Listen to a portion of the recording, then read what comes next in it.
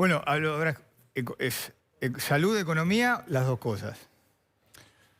A ver, cuando todo esto termine, vamos a medir el éxito que cada una de las sociedades tuvo en las dos cosas. Vamos a medir en cuántas muertes evitamos, cuántos decesos tuvimos y cuál fue el impacto económico. Porque también, lo decía el doctor, el aumento de la pobreza, las crisis económicas traen aparejadas un montón de otras patologías después.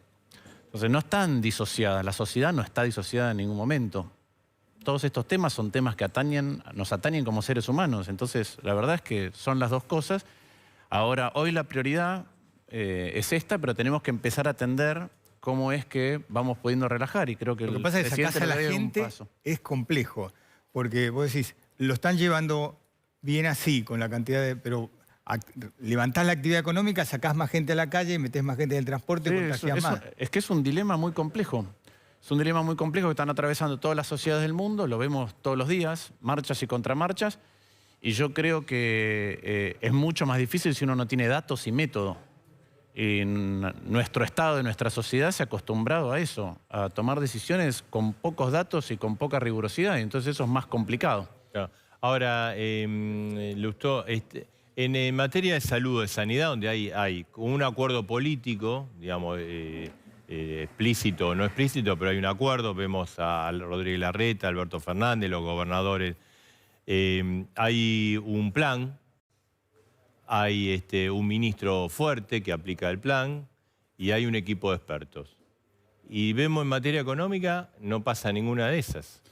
¿Habría que hacer eso? Ese es un buen punto y nosotros hace rato que estamos proponiendo que se imite de alguna manera o que se replique lo que se hace en el frente sanitario. ¿Por qué?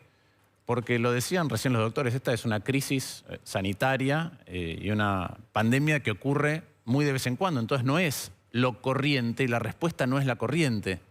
Entonces se llama a expertos para atender algo que es extraordinario de una manera muy veloz, porque cada día que pasa y uno no hizo nada o se equivoca en lo que hace, tiene costos muy importantes. Cuando uno mira la economía, pasa algo parecido. ¿Por qué?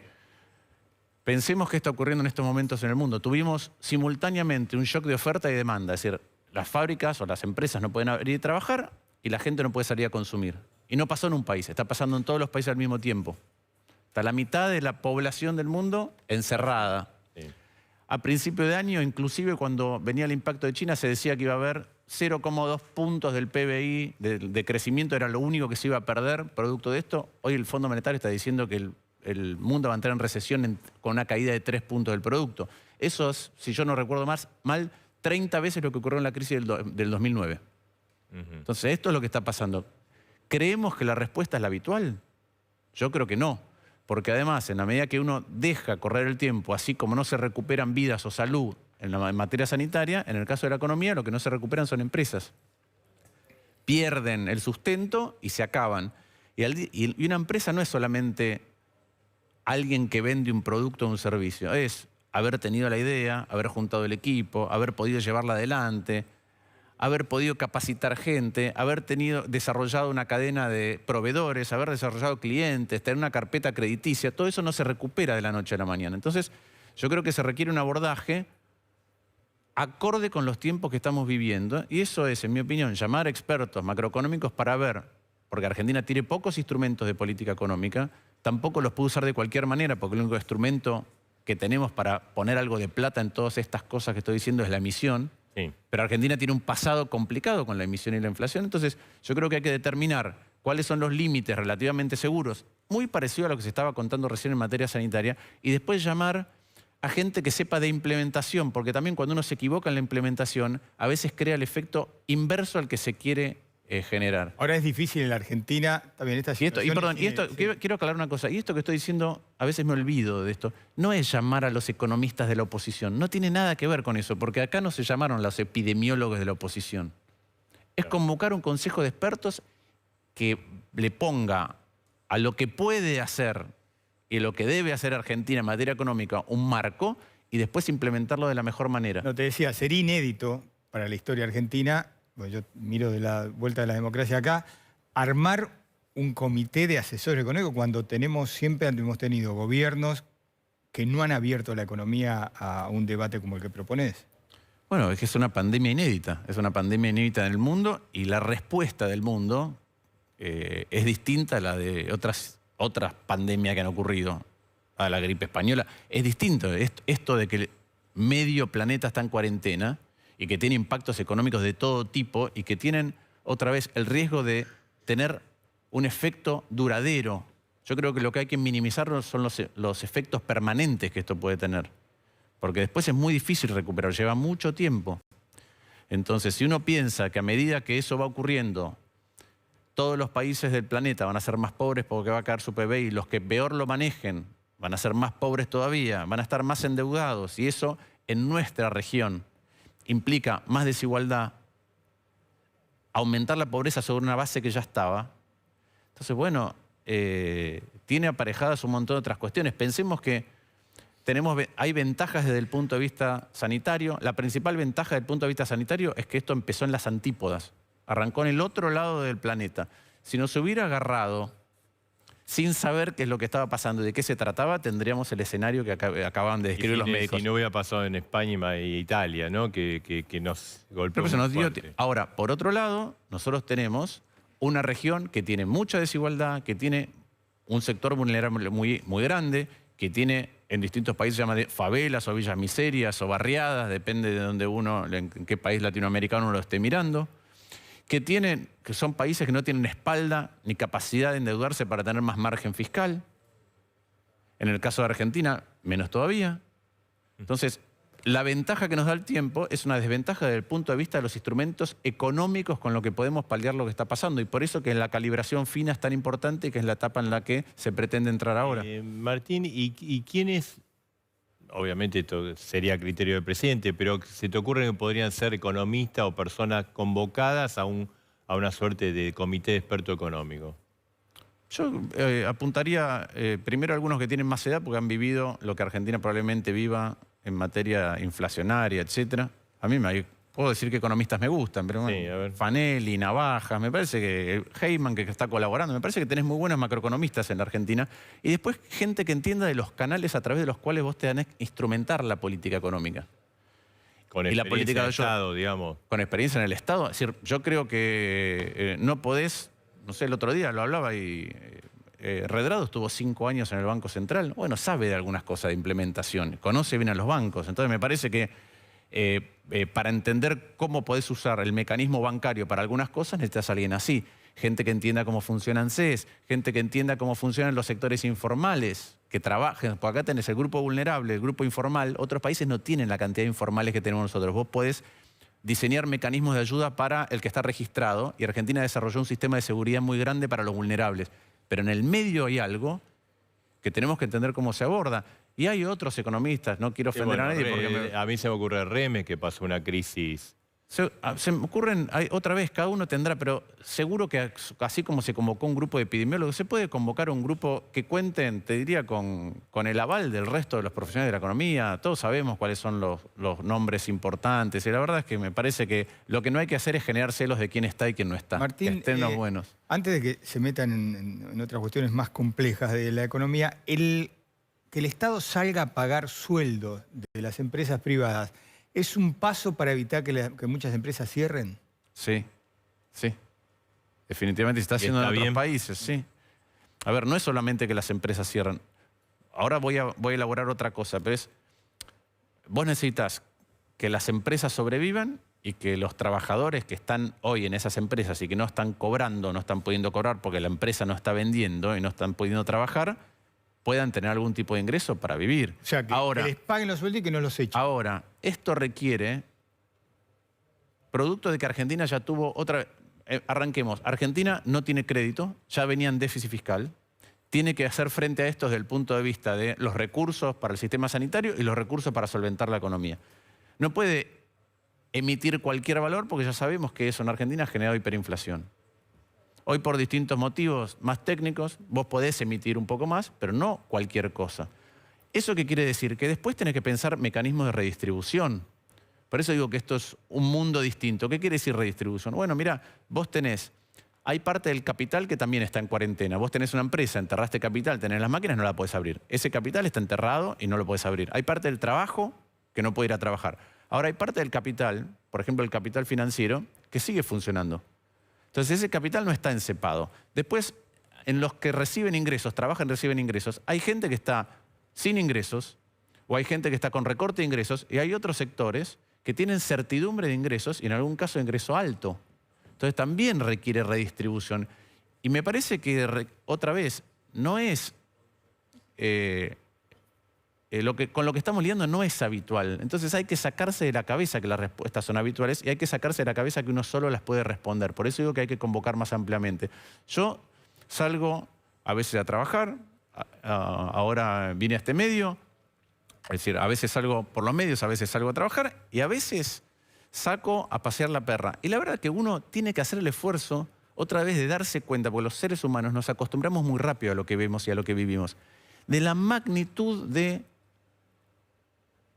lo inédito, lo extraño, lo extraordinario que estamos viviendo. Entonces me parece que la respuesta requiere lo mismo y requiere inteligencia colectiva. Estos desafíos tan grandes muestran la necesidad de inteligencia colectiva y muchas veces todo lo que no hemos hecho antes, en particular con el Estado, ¿no? Ahora estamos contrarreloj, pagando el costo de la economía para acomodar el sistema sanitario, pero también es cierto que lo tenemos que hacer contrarreloj porque antes no hemos trabajado como se debe en el sistema sanitario. Estos días, bueno, y hoy también estuvo el tema de los presos, ¿no? Algo que ha ocurrido en otras partes del mundo, que se liberaron presos, pero acá parece que se fueron de la rosca.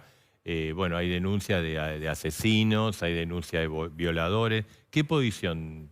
Sí, hoy de hecho mi compañera en la fórmula, Guadalupe Tagliaferri, que es senadora por la capital de Buenos Aires, me decía que se ocupa mucho de ella de tema mujer, violencia de género. Me decía que hay muchos violadores también que han sido liberados y que están cerca de donde están las víctimas. Sí. Entonces, a ver, primero, vuelvo al Estado que hemos destruido. Tenemos las cárceles que tenemos. Tenemos presos sin condena firme, ¿sí? Y por otro lado, no tenemos ningún mecanismo, ni creemos en algunas instituciones como la justicia lo suficiente, ni tiene a veces la justicia los mecanismos para peinar cuáles podrían salir, por qué motivos, cómo se los sigue, cómo se los controla. Sabemos que este es el Estado que tenemos. Entonces, ¿ves una mano política en esto? Yo estoy en contra en este contexto. Estoy en contra. Sí. Y, a ver, en general... Yo en la Argentina no creo esto de que los gobiernos no tienen injerencia con la justicia, que los poderes ejecutivos no tienen injerencia en la justicia, ni en este, ni en el anterior, ni en el anterior, ni en el anterior, ni en el anterior, no lo creo. Pero aunque fuera así, con las señales políticas que da un gobierno y el discurso que hace, sesga a los jueces a tomar algunas decisiones o no, se sienten que están más respaldados, o sea, que van más a favor de determinada corriente que si uno da la señal contraria. ¿Y ves eso? Y sí, cuando uno ve lo que pasa, lo que pasó en la Secretaría de Derechos Humanos, en el caso de Jaime, etcétera, me parece que se ve un humor con respecto a esas cosas y entonces algunos jueces sienten que por ahí... Y también esto surgió por el desencadenante o reclamo de muchos presos, surgió por la liberación de Amado Boudou. Sí, ese es un impacto, pero lo otro que no hay que desdeñar también es que, otra vez, nosotros no hemos construido ni un sistema penal ni un sistema carcelario que esté acorde al rol que tiene que cumplir. Entonces también ocurren otras cosas y hay otros reclamos que serán justos en estas.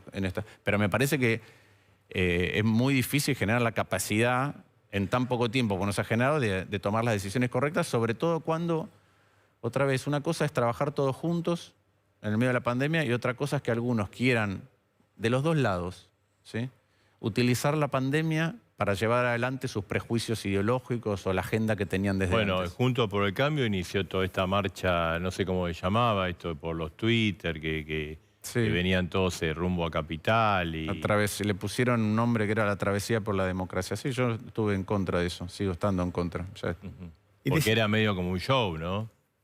A ver, porque lo que tiene que pasar es que en tiempos anormales las instituciones se tienen que encargar de brindar imagen y de marcar un entorno de normalidad, ¿sí?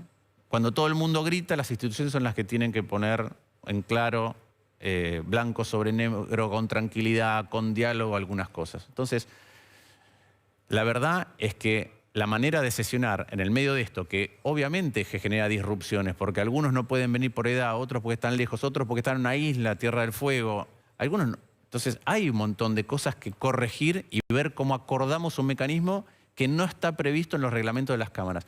Pero para eso se requiere sentarse y trabajar. Y Cristina, ¿quién se sienta con ustedes? Un segundo. Se requiere sentarse y trabajar y ver cómo abordamos la normalidad o el estado extraordinario. No se requiere hacer acciones por Twitter. Entonces yo estuve en contra por eso, porque además me parece que era un nombre demasiado rimbombante. De la misma manera que creo que la expresidenta, la presidenta del Senado, también podría haber hecho eso en lugar de intentar una declaración de certidumbre con la Corte. Entonces creo que acá es el momento del diálogo y de sentarnos a resolverlo. Pero tenemos entendido que... Hoy tengo entendido que diputado ya lo resolvió. Y ustedes, que el Senado, porque Cristina Kirchner quiere tratar, entre otras cosas, el impuesto a las riquezas. Pero el tema que se vaya a tratar, no importa, los temas los tenemos que tratar y los tenemos que debatir. Ahora, otra vez, los reglamentos dicen algo muy claro. En el caso del Senado dice que para modificar el reglamento se requieren 2/3 de los senadores. Obviamente, como es un escenario que nadie nunca pudo haber previsto para un reglamento, podemos pensar en cómo darle una vuelta. Pero darle una vuelta requiere un acuerdo. Y ese acuerdo es de todas las fuerzas que están en el Senado. Lo que no puede pasar es que alguien quiera imponer una manera de trabajar. Entonces, hoy hay una propuesta de la expresidenta que tiene algunos condimentos que a nosotros no nos convencen. ¿Qué condimentos? Bueno, por ejemplo, los senadores que quieren ir no pueden ir.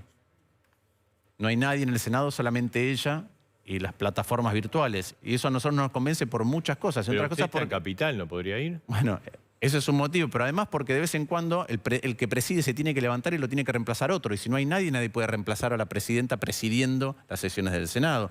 Pero además hay límites, en la propuesta hay límites a la cantidad de tiempo que puede hablar. ¿Cuántos senadores pueden hablar? Creo que eran 6 de la oposición, 5 minutos cada uno. Bueno, si vamos a debatir cosas como el impuesto u otras cosas atinentes a la pandemia, la verdad que necesitamos tiempo para debatir en serio. Entonces, hay algunas cuestiones que yo creo que se pueden corregir si hablamos, porque yo hoy estoy hablando con distinta gente y se pueden encontrar los mecanismos para las distintas cosas. Lo que no puede ser es una imposición, porque lo que tenemos que modificar es un reglamento que no está previsto que se pueda modificar de esta manera, y para que todos digamos, perfecto, lo modificamos de una manera que no está contemplada, pero que no sea judicializable después y que las decisiones que se tomen en el cuerpo sean válidas, necesitamos el acuerdo, necesitamos un consenso. Es verdad que, digamos, en el caso de los senadores de Capital, digamos que obviamente pueden concurrir, que son 2 de la oposición y 1 del oficialismo, ¿no? ¿Tendrían que estar en otro lugar? En principio los de Capital tendríamos que estar en nuestros despachos, pero no en el recinto. O sea, en el recinto solo Cristina. El recinto, y de hecho ya hubo una reforma en el recinto donde lo que están es todas las pantallas donde se podrían llegar a ver a los 72 senadores mirando al estrado donde está sentada la presidenta. Entonces, hay muchas cuestiones por las cuales esto, no solamente todos los elementos que he mencionado, no solamente me parece que tienen otra solución, mucho mejor, y creo que eso se encuentra dialogando, sino que además, insisto, uno puede sancionar mañana un proyecto y transformarlo en ley, pero si no recorrimos los caminos o no tuvimos acuerdos, alguien puede decir, eso no es válido, claro, porque no lo hicieron como corresponde. ¿Ustedes le mandaron una nota a Cristina? Hoy una nota diciendo cuáles cosas, además, yo insisto con el modo. Yo creo que lo que hay que hacer es convocar a trabajar y resolverlo, no decir esta es mi propuesta solamente, porque creo que en el diálogo vamos a poder encontrar las soluciones rápido y mejores. Pero frente al modo de una propuesta que parecía inmodificable, nosotros lo que hicimos es, mirá, mandamos una nota diciendo esta cosa, este mecanismo no por esto, tenemos que hacerlo de manera colectiva, tenemos que estar todos de acuerdo y estos elementos nos generan ruido y nos parece que tienen que ser modificados. Entre otras cosas, que no puede haber límite a las voces de esa manera, entre otras cosas que algún tipo de presencia en el recinto física tiene que haber, y tercero, que este mecanismo que es extraordinario y no está avalado por el reglamento, tiene que tener un tiempo acotado, tiene que ser durante el tiempo que dura la pandemia, porque si no estamos instalando un mecanismo que no tiene legitimidad para resolver otras cosas que tiene que resolver el Congreso. Lustó, gracias. Un gusto.